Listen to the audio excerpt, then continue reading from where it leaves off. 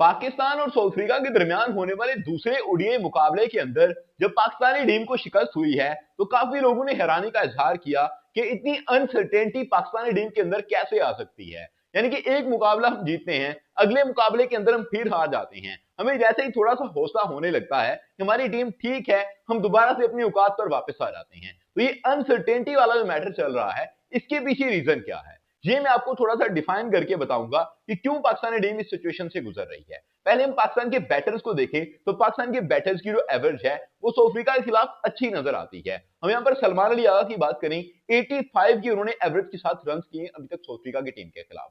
साइम यूब को देखें, 56 की एवरेज के साथ रन किए हैं और दोनों ही प्लेयर का जो स्ट्राइक रेट है वो भी कदरे बेहतर नजर आता है। और अगर बात करें इसके अलावा प्लेयर्स की, फखर जमान को देख लें, बाबर आजम को देख लें, मोहम्मद रिजवान को देख लें, ओवरऑल वो बहुत अच्छे प्लेयर हैं। लेकिन पाकिस्तानी टीम को वो कामयाबियां लगातार नहीं दिलवा पा रहे हैं, ये अलग चीज है। यानी कि पाकिस्तान की जो बैटिंग लाइनअप है वो ज्यादा कसूरवार नहीं मानी जाती है। बॉलिंग लाइनअप की तरफ जाएं तो बॉलिंग के अंदर भी पाकिस्तान के पास बुरे बॉलर मौजूद नहीं है। लेकिन जो सारे का सारा मसला यहां पर आ रहा है वो सो कॉल्ड ऑलराउंडर्स की वजह से आ रहा है।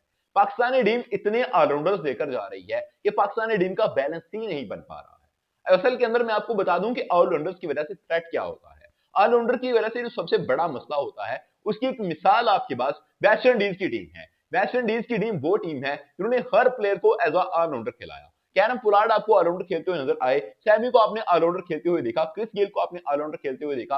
उनके जितने भी बड़े प्लेयर थे वो सारे ऑलराउंडर्स के तौर पर खेल रहे थे। आपने किसी प्लेयर को मेरे ख्याल से नहीं देखा होगा, रसल थे इवन के वो भी ऑलराउंडर के तौर पर खेलते थे। सारे के सारे बड़े प्लेयर ऑलराउंडर थे। उनके जो स्पिनर थे उनके अंदर सुनील नारायण का नाम आता है, वो भी ऑलराउंडर के तौर पर खेलते थे और अभी तक खेलते हैं। लेकिन इतने ऑलराउंडर्स होने के बावजूद टीम का बैलेंस नहीं बन पाया और टीम आज जिस खाते पर जाकर खड़ी है कि टॉप 10 के अंदर ही टीम नजर नहीं आती समटाइम। तो ऐसे हालात हो गए हैं टीम के। अब यही सिचुएशन पाकिस्तान क्रिकेट बोर्ड के साथ चल रही है। पाकिस्तान क्रिकेट बोर्ड ने जो प्लेइंग 11 बनाई थी कल के मुकाबले के अंदर, उसके अंदर चेक कीजिएगा जरा। सबसे पहले साइम यूब को हमने ऑलराउंडर के तौर पर खिलाया हुआ है। ये क्यों खिलाया जाता है वो भी मैं बताता हूँ। साइम यूब को हमने ऑलराउंडर के तौर पर खिलाया हुआ है, सलमान अली आगा को ऑलराउंडर के तौर पर खिलाया हुआ है, हुसैन तलत को ऑलराउंडर के तौर पर खिलाया हुआ है, फहीम अशरफ को ऑलराउंडर के तौर पर खिलाया हुआ है, मोहम्मद नवाज को ऑलराउंडर के तौर पर खिलाया हुआ है। यानी कि पांच पांच ऑलराउंडर आपके पास टीम के अंदर खेल रहे हैं और आपकी टीम मुकाबला हार रही है।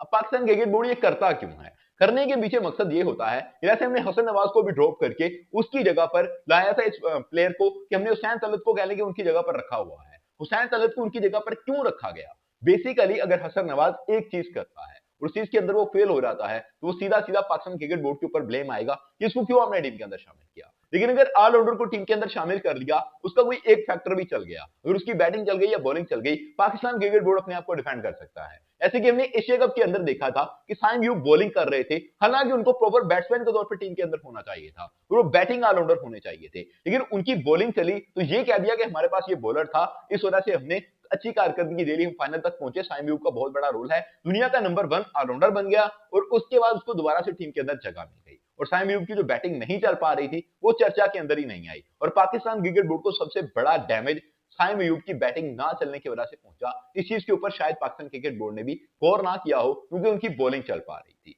अब इसके अलावा अगर मैं बात करूं कि पाकिस्तान क्रिकेट बोर्ड ये करता कि अगर 5 ऑलराउंडर खिलाने की बजाय सिर्फ 2 ऑलराउंडर को खिलाता और अपनी बॉलिंग स्ट्रेंथ को कंप्लीट करता तो चीजें बेहतर हो सकती थी। जैसा कि हम 3 रेगुलर बॉलर्स के साथ कल के मुकाबले के अंदर गए थे। हमारे पास नसीम शाह थे, हमारे पास शहीन शाह अफरीदी थे, वसीम जूनियर थे, बाकी सारे के सारे ऑलराउंडर थे। आप मोहम्मद नवाज का नाम ले लें, फहीम अशरफ का ले लें, हुसैन तलत का ले लें, साइम अयूब का ले लें, सलमान अली आगा का ले लें, सारे के सारे ऑलराउंडर खेल रहे थे। अगर इनकी जगह पर 2 मेन बॉलर खेल रहे होते तो आपका फायदा हो सकता था, जिन रन आप डिफेंड कर सकते थे। क्योंकि आपने जो ऑलराउंडर खिलाए हुए हैं आपको ये भी नहीं पता कि वो बैटिंग ऑलराउंडर हैं या बॉलिंग ऑलराउंडर हैं। कल के दिन के अंदर सबकी बैटिंग चल गई है हुसैन तलत के अलावा, लेकिन अगर इनकी बॉलिंग चलती तो ये बॉलिंग ऑलराउंडर हो जाने थे। कल बैटिंग चल गई तो ये बैटिंग ऑलराउंडर हैं। अगर अबरार अहमद टीम के अंदर होते, अगर अबरार अहमद टीम के अंदर होते तो हसन नवाज टीम के अंदर होते, शायद टीम का बैलेंस डिफरेंट हो जाता। हुसैन तलत ने यहां पर रन नहीं किए, हसन नवाज का बल्ला चलता तो एब्सोल्युटली एक अच्छी इनिंग उनसे आ सकती थी। और जिस तरह हम दाद दे रहे हैं मोहम्मद नवाज को, जिस तरह फहीम अशरफ को दाद दे रहे हैं, वो सारी दाद समेट कर ले जाते हसन नवाज